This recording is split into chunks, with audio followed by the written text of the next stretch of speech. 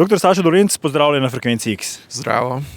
Nadaljujeva s temo sonaravnega upravljanja planeta, ki predstavlja velik izziv človeštva, tako na lokalni kot na globalni ravni. Zdaj sva ob reki Ljubljanici, kjer so bile tudi nutrije, ki so pred časom dvignile veliko prahu. Upravljanje z njimi se mi zdi kar simptomatično za čas, ki ga živimo. Ja, to je bila res kar velika zgodba, ki je bila čisto medijsko nekako vzbujena, ampak hkrati nam pa zelo dobro predstavi nek ta urbani odnos do naravnih živali, ne. Zdaj, če si povprečen meščan, ne zna preveč dobro predstavljati, kakšna je divja narava v resnici, ima pa veliko izkušenj mogoče z kužki in mačkami, ne, potem, ali pa z Disneyjevimi filmi, potem nekako projicira te svoje izkušnje tudi na dejansko divjo naravo. Lahko dobi nek čist, kako bi rekel, popačen vtis, kaj je nekako naravno in kako se sploh lotiti takih problemov, ne. Zanimivo je v tvojem tekstu, ko si napisal izkušnjo oziroma si popisal izkušnjo z enim tvojim znancem, ko sta govorila o nutrijah, kot je rekel nekaj v smislu, kako ne razumeš v bistvu, da so nutrije migranti. Ja, to je tak tipičen primer, kako neke svoje frustracije ali pa občutke potem projiciramo na neko dogajanje v našem okolju, pri čemer je pa ključno za neko zrelo javno razpravo, da je ta spodbujena tudi z dejansko stroko, ne. Stroka na področju zveri, pa divjih živali nasploh je v Sloveniji zelo dobra, zelo močno razvita in stroka ve, kaj je treba narediti, ne. In recimo nutrije so tipičen primer invazivne vrste, ki se izjemno hitro množi, ne, in bi lahko jo tudi tako kot nekako poenostavljeno dojemali nutrije tudi kot nekako živali, ki so prišle in nekako ne znajo igrati po pravilih tukajšnjega okolja, ne. Tako da so v bistvu kot neke, športno rečeno, zelo močno dopingirani igralci, ne. In take prispodobe je tudi treba uporabljati, da prideš do ljudi, da ljudje mogoče sploh dojamejo, v čem je problem, da ni vse tako zgolj na tem, koliko je luštkana, ne. Sašo Dolenc, hvala za enkrat. Bova pokomentirala tudi na koncu epizode slišano. Sicer pa se bomo tokrat pogovarjali o sonaravnem upravljanju našega planeta, recimo temu z živalskega vidika. Med drugim bomo slišali reportažo z Blok, naš osrednji gost pa bo Adam Weymouth, avtor knjige o volkoslavcu. Najprej pa nekaj mnenj študentov ekologije in biodiverzitete. To okolje, ki je zdaj, ima neko nosilnost, ne? In če bi prišli medvedi do te nosilnosti, bo več medvedov, kolikor jih je zdaj. In če je več medvedov, kolikor jih je zdaj, je večja možnost neke interakcije človek-medved, ki lahko privede do tega, da se lahko zgodi ena slaba stvar. Ker se ljudje zavedamo, da so skozi bolj, da so zveri ful pomemben del ekosistema in tudi pogosto, ko slišiš odzive ljudi, ki živijo na območjih, kjer medvedi so, ni tega, da nočijo imeti tam medvedov, ampak da imajo težave pri sobivanju.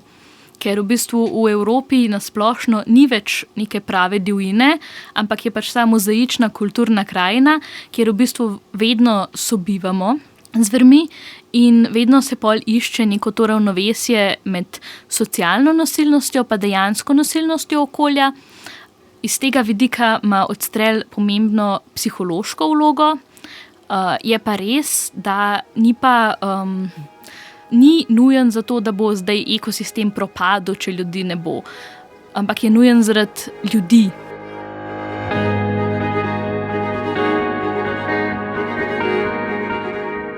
Okolje samo moramo nekako mi vzdrževati na nekem nivoju, zato ker če pustimo, da bo tudi to samo teklo, ker sicer se bo uravnovesilo na nekem nivoju, ampak te veliki skoki gor pa nadol bo šok za ljudi, I guess. za družbo.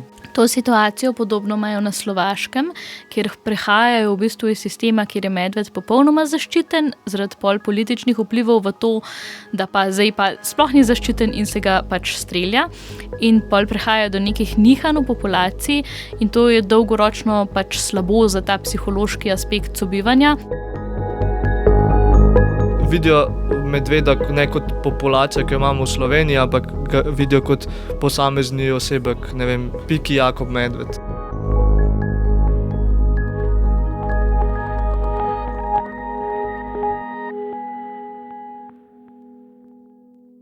Ta del dreka še najprej vrne.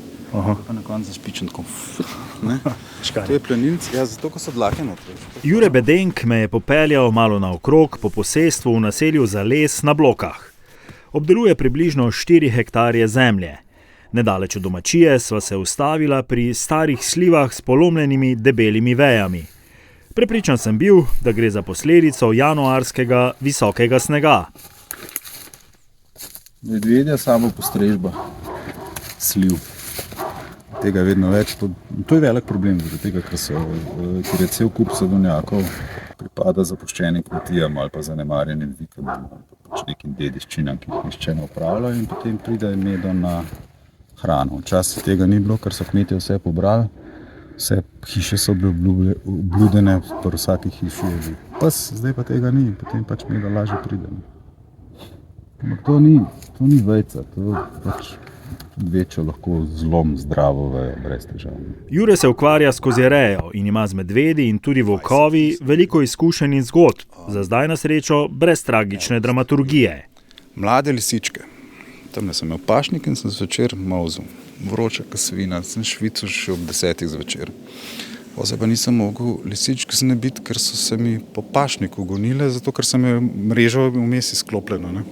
Pa končno uspem sterati ven, se z mlekom pripeljem gor, ga dam v hladilnik, tamle se pa pol usedem v ležalnik, cedevito pripravim, da bom zdaj pil, ne.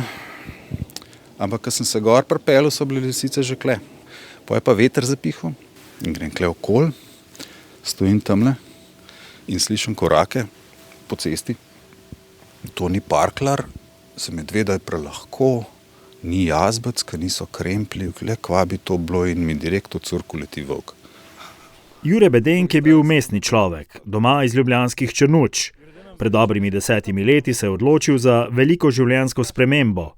Z družino so se preselili na Bloke. Začel se je ukvarjati s kozjerejo. Nekaj čez 20 koz, 23 se mi zdi. Zdaj boš še 2krat več. Hmal, ko bodo kozličke ven, pa kozice prišle. Čredo mu poleg visokih električnih ograj pomagajo čuvati tudi psi. Med njimi 2 ogromna pastirska psa Tornjaka, ki sta se udobno namestila pod mizo v kmečki kuhinji in iskala pozornost. Med božanjem Tare in Tori sva z Juretom začela resen pogovor o soupravljanju zveri v Sloveniji, ki je očitno na pomembni prelomnici. Na videokamere lovske sem ujel celo čudežno risa. Volka redno, medvede poznam na pamet, po profilih jih komot prepoznaš, jih je cel kup kle. Problem so v bistvu mame, ki se z mladiči umaknejo k ljudem, kar jih blazno stresira, umaknejo se pa zaradi fantov medvedih, ker želijo potočiti tamale, da se medvedka spet začne goniti. In to je grozna situacija, ker se pač najnevarnejša parcela v Sloveniji je plac med medvedko in njenimi mladiči. In če se tam znajdeš, pa še premična en, ko ne veš, kje boš nabasil na njo. Če se med medvedko in mulci znajdeš, si v resnih težavah. Fantje niso problem. V vasi vsako jutro kombi pobere otroke in jih pelje v šolo v novo vas. Problem je pa pač, ne vem, zjutraj gresta 10 pa 12-letnik na kombi, zdaj po zimu tami. Ta situacija je pa 30 metrov stran od točke, kjer jo to kombi pobere. To je zelo zoprno. Zato ni več tamle na vaškem križišču kante, ker jaz smeti meščem samo še v zaklenjeno prikolico, ker je bila kanta prevečkrat prevrnjena. Poprečen slovenski medved ima 135 kg, požre 10 kg trave na dan. To je glavna njegova jed, staple food. Ni pa neumen. Če gre lahko na kose pice, bo šel na kose pice. In ko se enkrat na to navadi žival, potem izgubi strah pred človekom in to je pa seveda nevarno. Ne? Ti zadnji primeri napadov na človeka, tam ne pri Želimju ali Blistorjaka, to se vse okoli Kant dogaja. Vedno je okoli Kant. Nese zvečer, kdo ima v glavi, da bo medveda srečo, ko nese vrečko smeti v Kantu? Nihče. Ne? Se še zamišljam si, pa nisi glasen, ko greš. In bolj pride do problemov. Kako, Jure, sobivati? Ne? Vi ste kmetovalec, imate otroke, zdaj kot ste opisali, ta težava, zdaj tu je razkorak ne?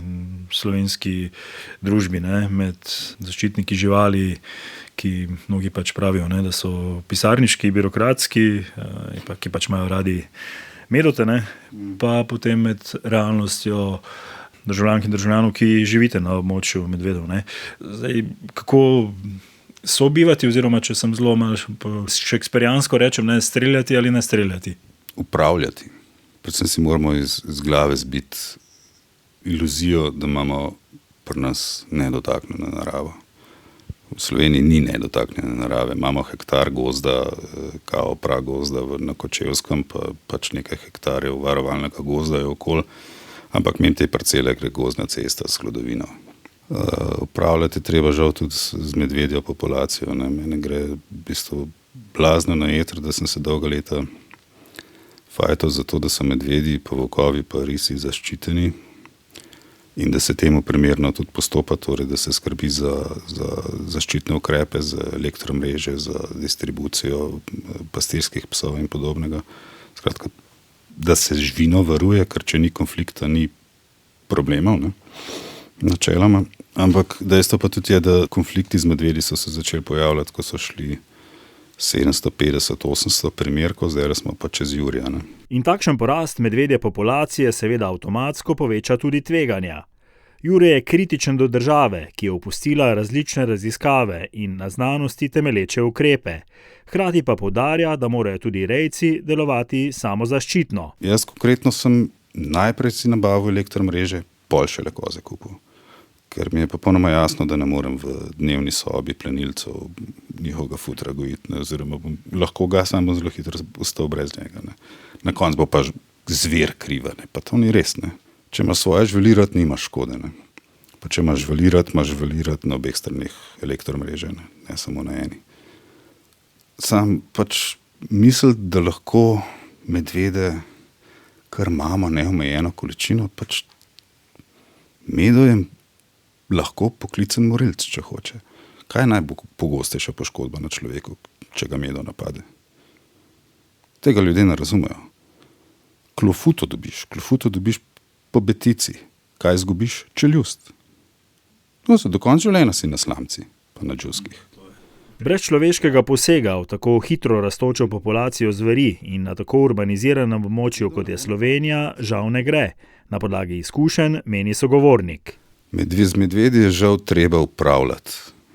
Vsa leta sem se boril za to, da ne bi bilo preveč odstrela. Zdaj moram pa se odstrel zagovarjati, to je bolano. To je zelo narobe. Na Japonskem imajo zdaj že nekaj let resne težave in veliko mrtvih vsako leto zaradi medvedjih napadov. Lovstvo pri njih ni urejeno tako kot pri nas.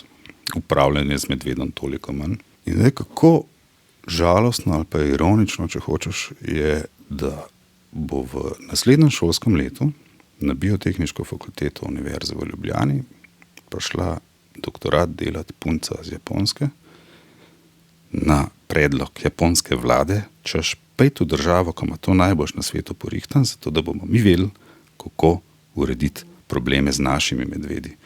In med tem, ko bo nekdo kle študiral, bo študirala punca v državi, ki tega sistema nima več.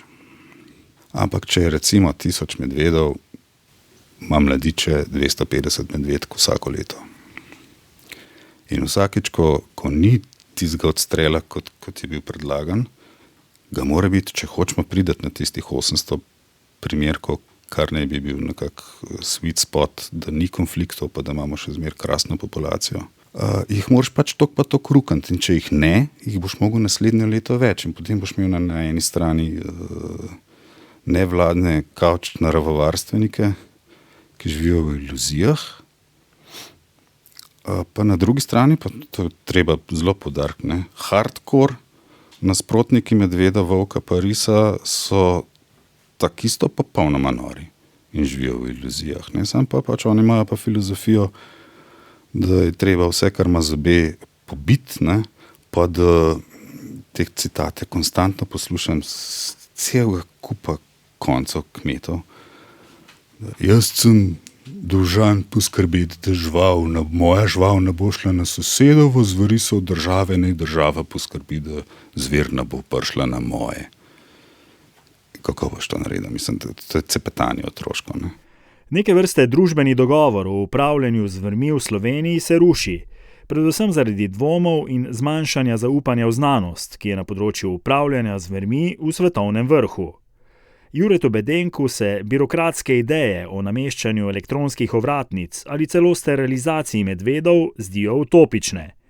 Po njegovem mnenju je težava tudi v nestrokovnosti ljudi na ministrstvih, ki jih je nastavila kratkovidna in nepoučena politika, oziroma njihove prišepetovalke in prišepetovalci. To je žalitev do vseh. Jaz te ljudi, ki se z varovanjem pa sobivanjem z velikimi zvermi v Sloveniji ukvarjajo, obožujem. Z dojenčkom doma bo človek ob 11. zvečer v soboto se usedel v avto in šel prek pol Slovenije reševati rejcu ovce, zato ker jih je volk napadel. Zraven jih pa zmerjajo tako tisti, ki so proti zverem, kot tisti, ki so kao pro forma za zveri. Jure, kaj pa lahko mogoče vsak izmed nas naredi za boljše sobivanje z naravo? Kaj pravzaprav lahko naredimo na taki vsakdanji ravni, da nismo isti kot dva ekstrema, ali goreči pretiravamo, mucki, medvedki, pa nimamo stika z njimi, ali pa po drugi strani, ne vem, bi pa vse pobilo. Imaš rad volkove, imaš rad medvede, zahtevaj upoštevanje znanosti pri upravljanju in samo znanosti.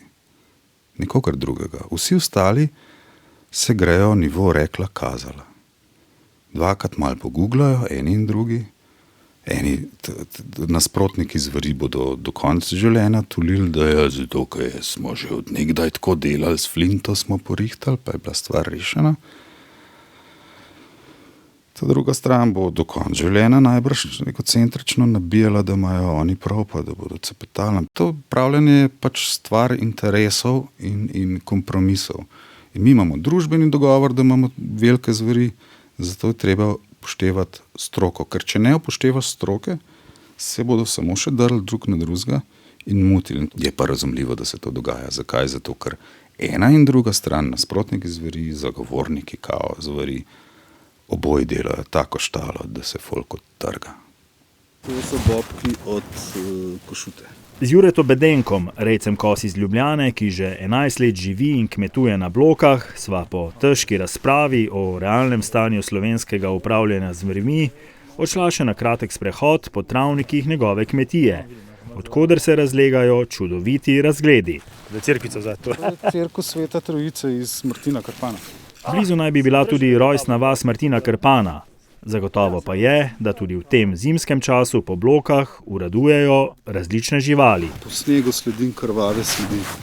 Pa najdem srnjaka, ki sta ga volk pa vokulja ubila. Sem jo slišal, sem z bajte stopil ven. Mi bi zdajle, ko smo šli okoli, bi lahko zakazali medvedem. Meni se je to že zgodilo. Meno doesn't give a fuck.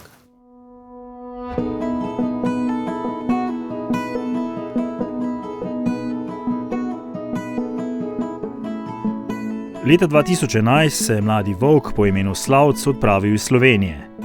Medtem ko so mu sledili z uporabo telemetrične ovratnice, je med prečkanjem Alp prehodil okoli 1600 km in 4 mesece kasneje prispel na planoto Lesinja, severno od Verone. V severni Italiji že stoletje ni bilo volkov, toda Slavc je tam srečal volkuljo, ki je bila ravno tako na pohodu. 10 let kasneje je v regiji nekaj 100 volkov, kar je rezultat njunega izjemnega srečanja. Po Slavčevi poti se je pred leti odpravil tudi angleški pisatelj in novinar Adam Weymouth. Izdal je knjigo z naslovom Lone Wolf, oziroma v slovenskem prevodu Volk samotar, v kateri sledi Slavčevi poti, opaža spremembe, s katerimi se soočajo v odmaknjenih kotičkih Evrope. To so kraji, kjer se klic k vnovični povezanosti z divjino sreča z željo po ohranjanju kulturne krajine in kjer si nacionalizem in globalizacija zreta iz oči v oči. Podnebne spremembe pa korenito spreminjajo življenja ljudi, ki medtem mimogrede opazujejo migrante na njihovi tranzitni poti. Knjiga, katere večina dogajanja se odvija v Sloveniji, eden glavnih junakov pa je slovenski znanstvenik, je večplastno poročilo o regiji, ki je ujeta v trenutku neverjetnih sprememb. Hi, so my name is Adam Weymouth. I'm a travel and environmental writer. I live on the southeast coast of England at the moment. Adam Weymouth je večkrat nagrajeni pisec, med drugim je dobitnik nagrade za obetavnega mladega pisatelja, časopisa The Sunday Times. Predstavlja epsko potovanje čez Alpe po sledeh volka, ki na edinstven način osvetljuje gorsko zaledje Evrope v trenutnih pretresljivih političnih in okoljskih spremembah. Volk samotar je po izboru revije New Scientist med najboljšimi poljudnoznanstvenimi knjigami za leto 2025. Nedavno je pri založbi Očila izšel tudi v slovenskem prevodu.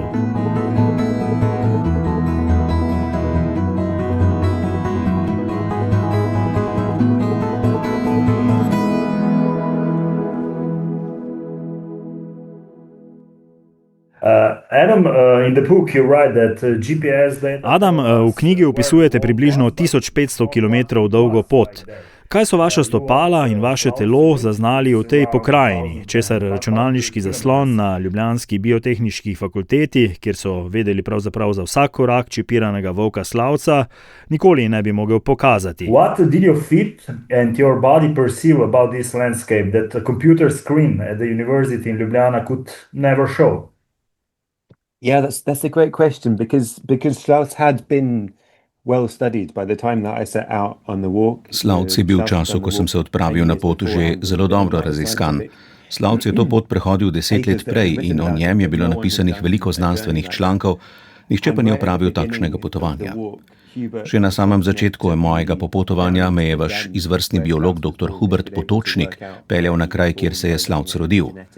Na podlagi genetskih analiz in podatkov sledenja so lahko ugotovili, kje je bil njegov brlog. V tem, da sem lahko vstopil van, je bilo nekaj izjemno intimnega.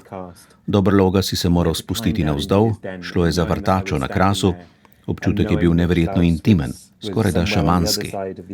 Takrat sem razumel, zakaj ljudje, kot je Hubert Potočnik, opravljajo to delo. Ker lahko včasih skoraj začutijo, kako je biti volk. Preden sem se odpravil na pot, sem dolgo vrisoval vsako njegovo GPS točko v zemljevide.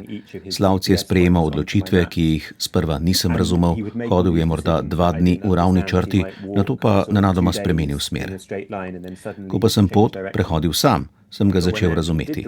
Tam, kjer je zavil, je zagledal ljubljansko letališče ali naletel na avtocesto, drugje je dosegel gorski prelaz, ki ga je bilo posebej težko prečkati. Na ta način sem, čeprav zelo nepopolno, začel dobivati občutek, da pokrajino, ki jo je prečkal, gledam skozi njegove oči. Zato sem v nekaterih delih knjige, sicer morda nekoliko nerodno, skušal pisati iz volkove perspektive. Zdelo se mi je, da sem si to pravico na nek način prislužil, ker sem pot prehodil po njegovih stopinjah. V knjigi avtor znanstveno sled vzame za izhodišče lastnega potovanja.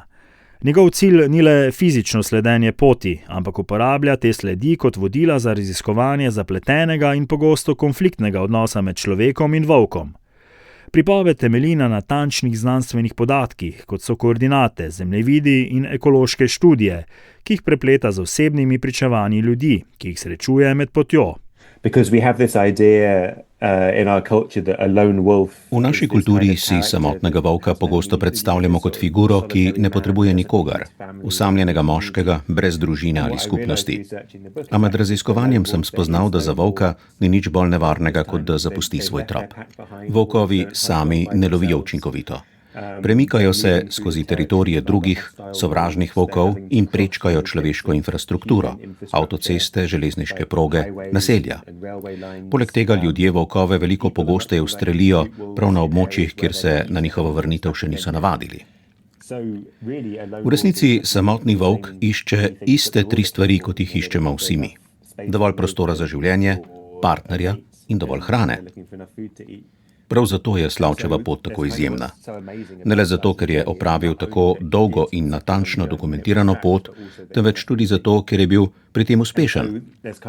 Veliko volkov, ki se odpravijo na takšna potovanja, partnerja ne najde. Ustrelijo jih, poginejo ali pa se obrnejo in vrnejo v trop, ker ne najdejo tistega, kar iščejo. Don't find a mate or end up getting shot or end up turning around and going back to their pack because they don't find what they're looking for. Slavc moved like a ghost. Slavc se je gibal kot duh, prečkal avtoceste in predmestja. Ko ste sami hodili po isti poti, pogosto skozi gosto poseljena območja, ste imeli občutek, da se gibljete po divjini ali po pravi civilizaciji. Kje danes sploh poteka ta meja? Where in fact is the boundary today? I think it's very hard to draw that boundary, and I think To mejo je izjemno težko jasno potegniti.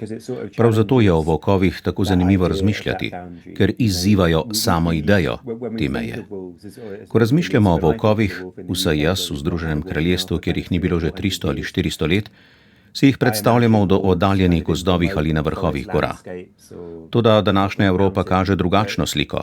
Volkovi se vračajo in se dobro znajdejo tudi v državah, kot sta Nizozemska ali Belgija, v zelo gosto poseljenih in intenzivno obdelanih pokrajinah. Spremljanje Slavca je bilo osupljivo. Res je, njegova pot je včasih vodila v visoke avstrijske Alpe ali skozi odmaknjene gozdove Slovenije, a hkrati je hodil tik ob ograji ljubljanskega letališča, skozi predmestja Celovca in dolge odseke Avstrije prehodil ob kolesarskih poteh. Volkovi se torej, vsaj do neke mere, učijo sobivati z nami. Do ljudi imajo povsem naraven strah in se nam izogibajo. Še vedno je izjemno redko videti volka. Kljub temu živijo ob nas. Ko govorimo o ponovnem podivljanju narave, o sobivanju in o potrebi, da naravi namenimo več prostora, to ne pomeni nujno, da mora biti narava zaprta in ločena nekje v oddaljeni divjini. Odpira se vprašanje, ali lahko resnično živimo drug ob drugem. In prav volk je danes tisto izjemno provokativno bitje, ki nas sili, da se vprašamo, ali je to sploh mogoče. Adam Weymouth se je srečal s slovenskim raziskovalcem Hubertom Potočnikom, ki o volkovih govori z velikim občudovanjem, skoraj z ljubeznijo. Po drugi strani pa se je pogovarjal z lovci in kmeti, ki so jezni in prestrašeni, odtojeni od odločanja. Stane iz Kokre mu je med drugim dejal, da v zvereh sprašujejo ljudi v mestih, ki ne vedo in ne čutijo enako kot kmetje. As a foreigner, how did you navigate between these two fires? Kako se je Adam kot tujec znašel med tema dvema ognjema? It was very important for me to come across as impartial as possible, and I am impartial, Zelo pomembno mi je bilo, da ostanem nepristranski. In to tudi sem. V Veliki Britaniji poteka burna razprava o ponovni naselitvi volkov. Sam iskreno ne vem, kje glede tega stojim.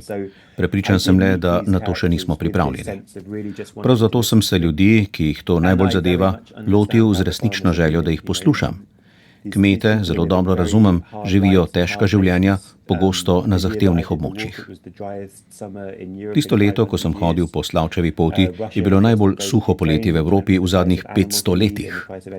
Rusija je napadla Ukrajino, cene krme in elektrike so skokovito narasle, mladi zapuščajo kmetijstvo in odhajajo v mesta. In zdaj se od kmetov pričakuje še, da bodo živeli ob boku velikim zverem. Njihovo jezo sem lahko razumel. To je zelo težak pogovor. Moj način dela, počasen pristop, časovno umirjeno potovanje po vaseh in dolinah, srečevanje ljudi pod njihovimi pogoji se mi zdi ključen že zato, da se ti pogovori sploh lahko začnejo. V zadnjih tednih sta mi pisala 2 slovenska kmeta, ki sem ju srečal na poti in sta prebrala knjigo. Napisala sta, da se ne strinjata z vsem, a da sta se v knjigi prepoznala in da sta hvaležna, da sploh obstaja, ker odpira prostor za pogovor. Zato mislim, da je najboljše, kar lahko storim, da ne izberem strani, da poskušam omogočiti dialog. Po mojih izkušnjah se ljudje morda politično ne strinjajo, a so v osnovi dobri. Današnja polarizirana družba nas skuša prepričati, da so razlike nepremostljive in da se sploh ne moremo več pogovarjati. A moje izkušnje pravijo, da to preprosto ne drži. In my experience, that's generally not the case. Is there maybe what struck you as unusual or surprising about Slovenia compared with Austria or Italy? Kaj pa ga je v primerjavi z Avstrijo ali Italijo v Sloveniji presenetilo? Kaj se mu je zdelo morda nenavadno? I mean, each one has an incredibly distinct feel. Vsaka od teh držav ima izrazit samo svoj značaj. A iskreno povedano, me je bolj kot razlike presenetila podobnost. Ena od stvari, ki me je najbolj fascinirala, je bila, da je bil kraj, kamor je Slavc na koncu prispel, presenetljivo podoben območju okoli Slavnika, odkuder je odšel. Rodil se je na približno 1000 metrih nadmorske višine v kraški apnenčasti pokrajini z razgledom na morje. Nato je 4 mesece potoval skozi povsem drugačen svet, prek Avstrije v precej višje gore, na nadmorske višine okoli 3000 metrov, skozi smrekove gozdove in granitne masive. Ko je končno prispel v Lesinjo, severno od Verone, se je pokrajina nenadoma znova zdela skorajda enaka tisti, ki jo je zapustil. The landscape suddenly feels almost identical to where he left from, and having seen so much difference. Po vsem, kar je prehodil, se zdi, da je to, kar volka ustavi, prav tako skrivnostno kot tisto, kar ga požene na pot. Ko sem to pot prehodil sam, sem imel občutek, da je tam, kjer je končal, začutil nekakšen dom.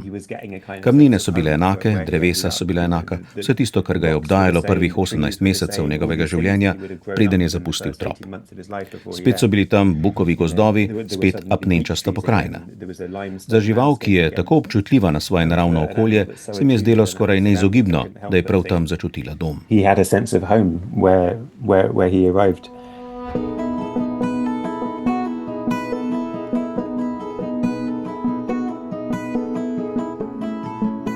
V knjigi Adam Weymouth med drugim zapiše: ko govorimo o volku, nikoli ne govorimo samo o volku. O čem torej v resnici govorimo, ko se kmet iz gorske vasi prepira z naravovarstvenikom iz Ljubljane? Ali gre pravzaprav za boj za identiteto in za vprašanje, kdo ima pravico odločati o podeželju? Is this in fact a struggle over identity and over who has the right to decide about the countryside? Yes, I think that's a large part of it. What I saw was the wolf being scapegoated. Da, mislim, da je to velik del zgodbe. Opazil sem, da je volk pogosto postal grešni kozel za vrsto mnogo širših problemov. Ljudje so mi govorili, da zaradi volka ni več mladih kmetov. Ne zaradi ene ubite ovce, temveč zaradi strahu pred 100, ki bi jih lahko pobil. In prav ta strah naj bi mlade odvrnil od kmetijstva. A povsem jasno je, da so razlogi veliko bolj zapleteni. Privlačnost mest, moč supermarketov nad odkupnimi cenami, podnebne spremembe, splošna negotovost. Vse to se pogosto zreducira na eno samo, preprosto razlago volka.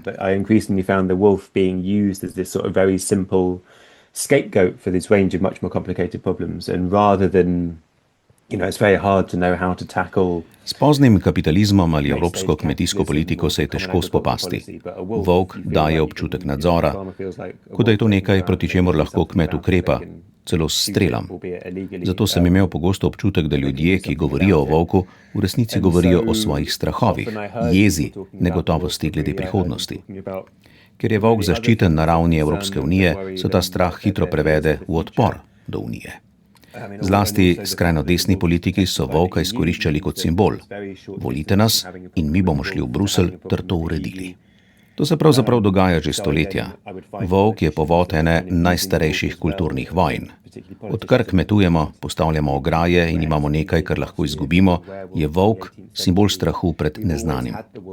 Ta vloga se skozi zgodovino in tudi danes pravzaprav ni bistveno spremenila. And that hasn't changed. In the slightest. Volk je tudi priročen simbol za populistično retoriko, je na nek način tudi prispodoba za sodobno Evropo. Njegova vrnitev v evropski prostor je kot lakmusov papir, ki pokaže globoko zakoreninjene družbene napetosti. Morda tudi zaradi starih pesmi in pravljic. V otroških zgodbah je volk pogosto prikazan kot negativec. He's a bad guy in these stories for children, for example. Yeah, there's this fascinating affinity Volk ima zame nekaj izjemno fascinantnega. Srečeval sem kmete, ki volkove globoko sovražijo, ker jim otežujejo življenje, hkrati pa imajo doma več psov.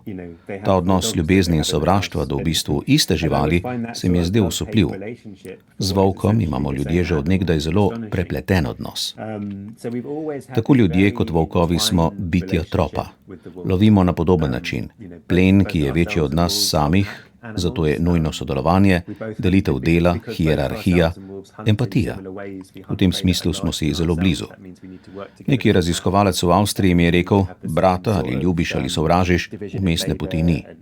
Ta misel se mi je ves čas vračala, ker zelo dobro povzema naš odnos do volka. And so we're very close animals in some way. And there was a researcher in Austria, he said to me, either you hate your brother or you love your brother. There's nothing in between. Na podeželju obstaja veliko resnih težav. Medvedi, risi, bolezni, neurja, suše. A zdi se, da je prav za volka rezervirano posebno sovraštvo. Če pogledamo v zgodovino preganjanja volkov, to postane bolj razumljivo. Razumem, zakaj je kmetom težko živeti ob njih, a pogosto se zdi, da volk nosi neko simbolno breme. Prav to sem skušal razumeti v knjigi. Hkrati je volk izjemna žival za pripovedovanje zgodb, morda bolj kot katerakoli druga. V Združenem kraljestvu volkov ni že 300 let, vendar moja otroka zelo dobro vesta, kaj čutite do njih. Skoraj vsak ima mnenje o volku. Težko je najti drugo žival, ki bi sprožala toliko čustev, sovraštva in ljubezni hkrati. Nekateri ljudje so z volkovi naravnost obsedeni.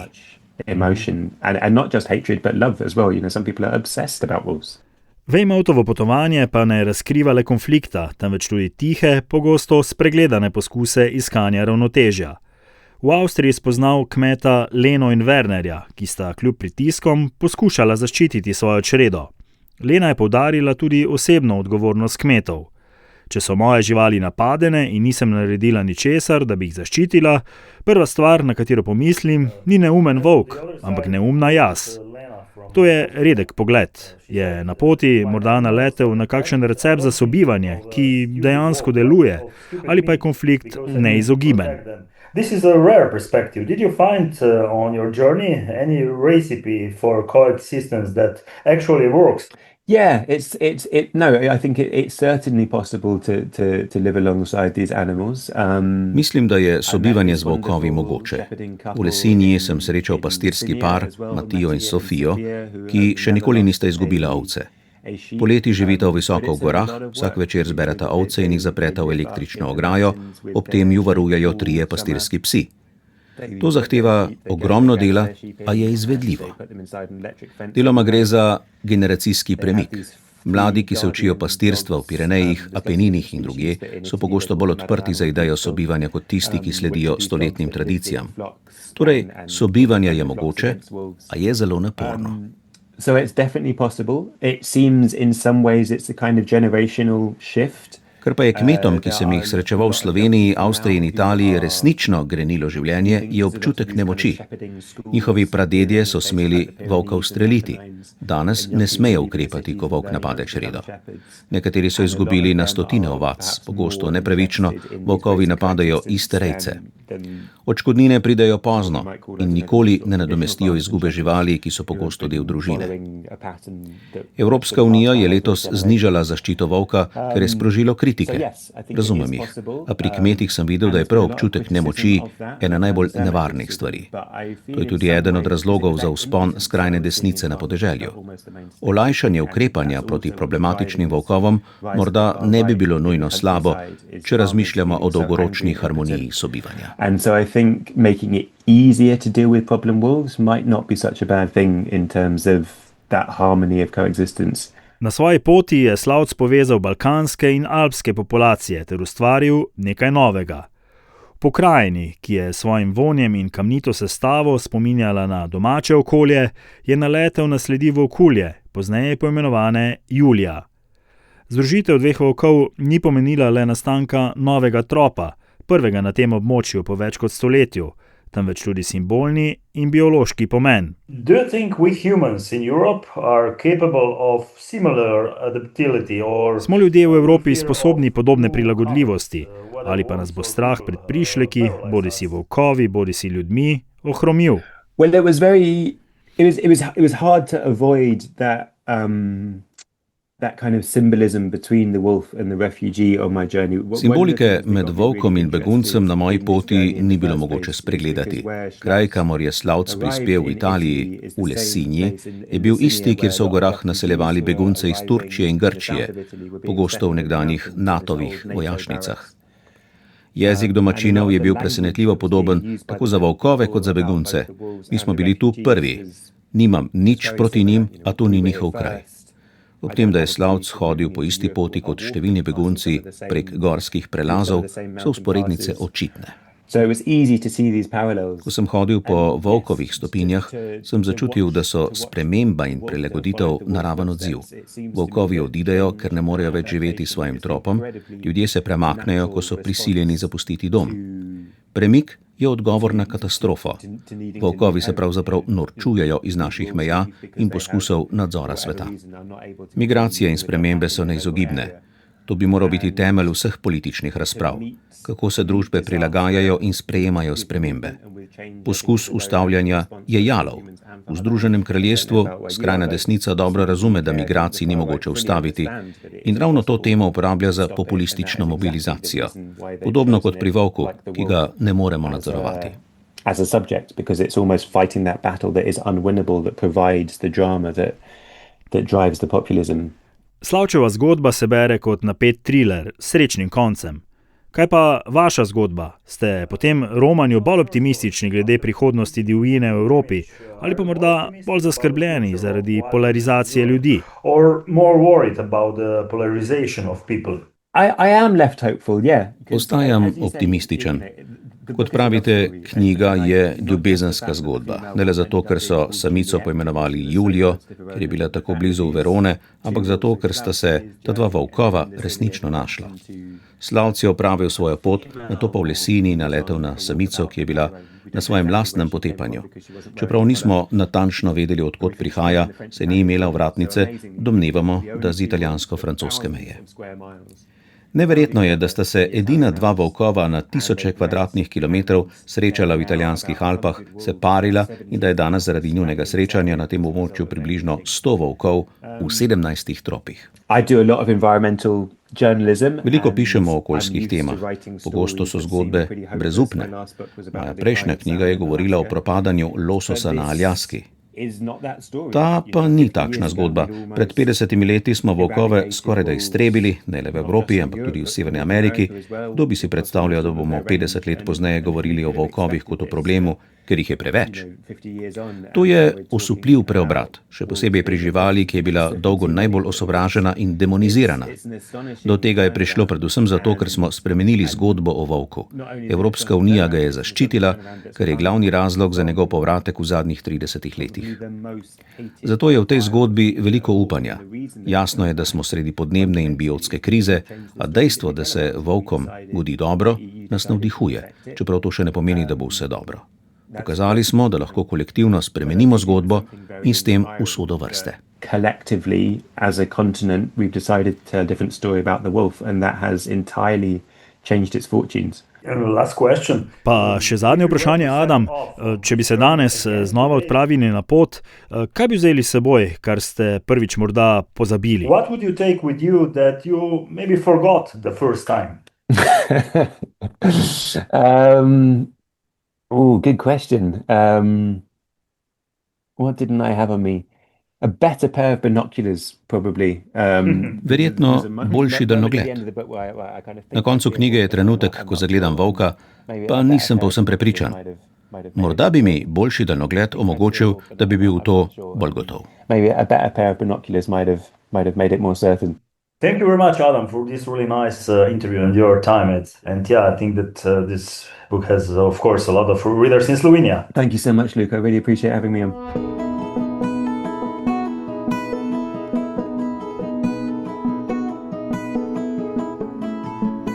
Slavc in Julija naj bi skupaj imela več 10 mladičev.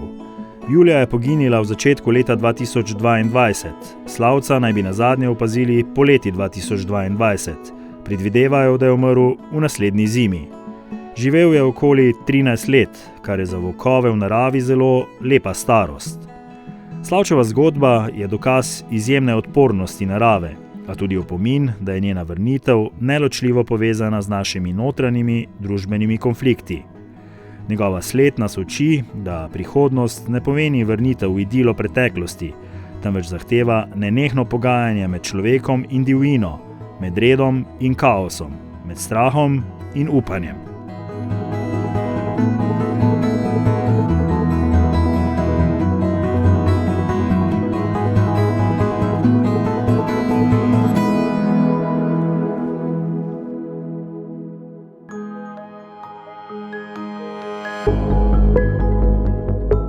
To ni bilo mogoče toliko pri medvedu kot pri volku, ki je še bolj konfliktna vrsta po svoje od medveda.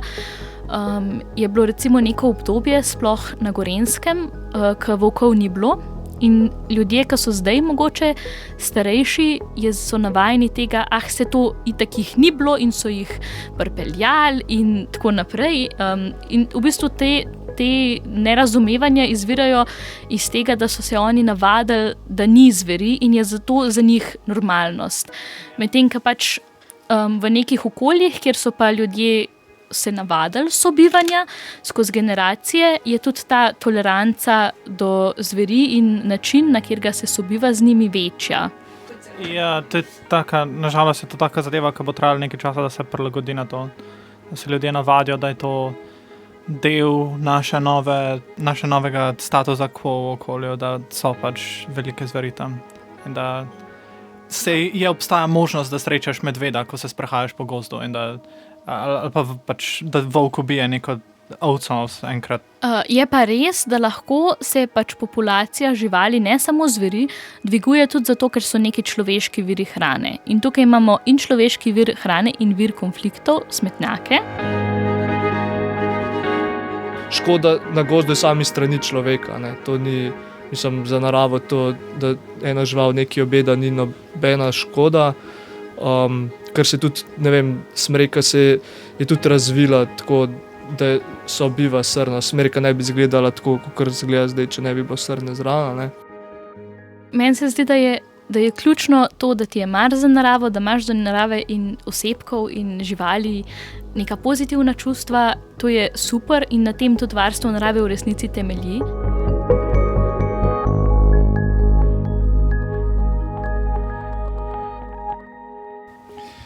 Dr. Sašo Dolenc, slišali smo ponovno zanimiva in raznolika mnenja o sobivanju z živalmi, ki nas obdajajo in s katerimi si delimo življenjski prostor. Kako meniš, da bi lahko dosegli, da bi bili smiselni in strokovni ukrepi deležni širše podpore, da ne bi čustva prevladala nad stroko? Ja, velikokrat je težko tudi strokovnjakom se spustiti v neko medijsko soočenje, ker so tako močna čustva strani dela javnosti, da prav so ljudje nasilni do teh strokovnjakov in tukaj pač dejansko so bili do zelo dobrih strokovnjakov zelo neprizanesljivi in tukaj mislim, da je ključno, da mediji odigrajo to vlogo, da znajo, da ne potencirajo teh skrajnih glasov, da dajo močen glas dejanski stroki in jo znajo tudi ubesediti na tak način, da pride do ljudi. To se pravi skozi zgodbe, skozi prave predstave, poenostavitve in to je po mojem način, ki lahko pripelje do nekega smiselnega gospodarjenja z naravo. Sašo Dolenc, hvala za sodelovanje tudi v drugi epizodi Frekvence X o sonaravnem upravljanju planeta. Moje ime je Luka Hvalc, pri oddaji sodelovala tudi Vida Lestan, ki je posnela pogovore s študenti ekologije.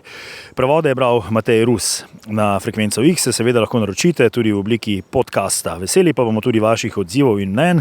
Pišite nam lahko na frekvencax@rtvslo.si. In po nekaj mesecih je že preraslo v navado, da ob koncu Frekvence X v rubriki Ekspertiza predstavimo mlade raziskovalce. Tokrat gostimo Roka Friša z Fakultete za elektrotehniko, računalništvo in informatiko v Mariboru, ki si želi svoje strokovno znanje uporabiti pri načrtovanju električnih vozil. Bo njegova ideja kdaj zapustila znanstveni laboratorij? Ekspertiza. Ja, tudi po noči včasih sanjam v svojem delu. Zgodbe, ki jih pišejo mladi v znanosti. Nimamo belih halj, imamo pa srajce, pa polomajce. Zgodbe, ki nas peljejo naprej. Želel bi boljše razumevanje vpliva raziskovanja na javnost. To pomeni, če mi nekaj raziskujemo danes, to še ne pomeni, da bo to v kratkem v javnosti. Mora se industrija prilagoditi na nove trende in potem se ta raziskava postane aktualna. Zdaj, če mi nekaj raziskujemo danes in to jutri ni aktualno v javnosti, to ne pomeni, da je bila raziskava za manj. Pač traja nek določen čas, da to pride v javnost. Moje ime je Rok Friš in sem zaposlen na delovnem mestu mladega raziskovalca na Fakulteti za elektrotehniko, računalništvo in informatiko Univerze v Mariboru. Ukvarjam se z elektrotehniko, natančneje pa se ukvarjam z redundantnim delovanjem večnivojskih pretvornikov. Večnivojski pretvornik je električna naprava, ki enosmerni tok pretvori v izmeničnega. Večnivojski pa je zato, ker se to uporablja več nivojev na izhodu. Zdaj, ta sistem se lahko uporablja marsikje. Moj cilj pa je, da bi se to uporabljalo v električnih vozilih. To pomeni, da bi mi imeli avto, ki nima ene velike elektronike in ene velike baterije, ampak bi imel module. Vsak modulček bi vseboval delček elektronike in delček baterije. Avto bi pač imel neko število modulov in če pride do neke okvare, bi potem avto navzven deloval nespremenjeno za uporabnika, uporabnik ne bi nič občutil. Vklopila bi se na armaturki neka lučka in to je to. Normalno bi se vozili dalje. Potem pa, če treba to okvaro enkrat popraviti, iti na servis, ta modulček se zamenja in avto deluje naprej. To je bilo tako, jaz sem na prvi in drugi stopnji že opravil nekaj projektov v laboratoriju za energetsko elektroniko. Kasneje sem pa dobil priložnost, da se tam zaposlim in tudi nadaljujem študij na tretji stopnji. Zdaj že tekom študija na prvi, bolj na drugi stopnji sem dobil to zanimanje za raziskovanje, pa me to tudi pritegnilo takrat. Potem pa je bil kar velik izziv izbrati neko ozko področje, ki še ni raziskano, ki je meni dovolj zanimivo in lahko nekaj novega poiščem. Takrat pa je bolj prevzela strast do iskanja nečesa novega. Naš laboratorij se nahaja v zgodovinsko zaščiteni zgradbi v Barovničini hiši. To je zelo prostorna hiša, imamo zelo lepe laboratorije, vse je novejše, obnovljeno, hodniki so zelo svetli, imamo tudi veliko rastlin. Ambient v zgradbi je zelo prijeten, zato se tudi pred laboratorijem v avli zbira veliko študentov. Kot idealnega sodelavca bi si izbral nekoga iz industrije, nekega partnerja, ki idealno dela v avtomobilski industriji, ki bi imel izkušnje z izdelavo električnih vozil. Potem bi lahko nekako še približal ta moj izdelek realnosti, mogoče bi lahko celo izdelali skupni prototip, da bi to mojo metodo tudi preizkusili v realnem življenju in ne samo na laboratorijskem eksperimentu.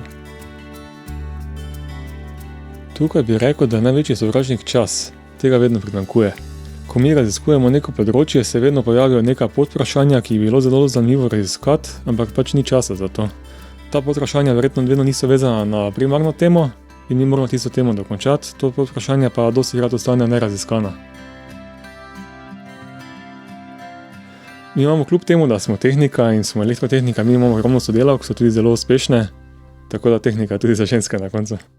Ekspertiza. Ja, ali lahko to vprašanje spustimo, ker v bistvu nimam dobrega odgovora na njega. Najpametnejši pogovori tedna. Ni bilo boleče, meni je to fajn, tako da srečno še naprej. Ja, tudi elektrotehnika je področje, na katerem lahko blestimo vsi, moški in ženske. Naslednji teden pa potujemo v gozd, med les in glive. Naša gostja bo Neja Bizjak Štrus z Biotehniške fakultete Univerze v Ljubljani.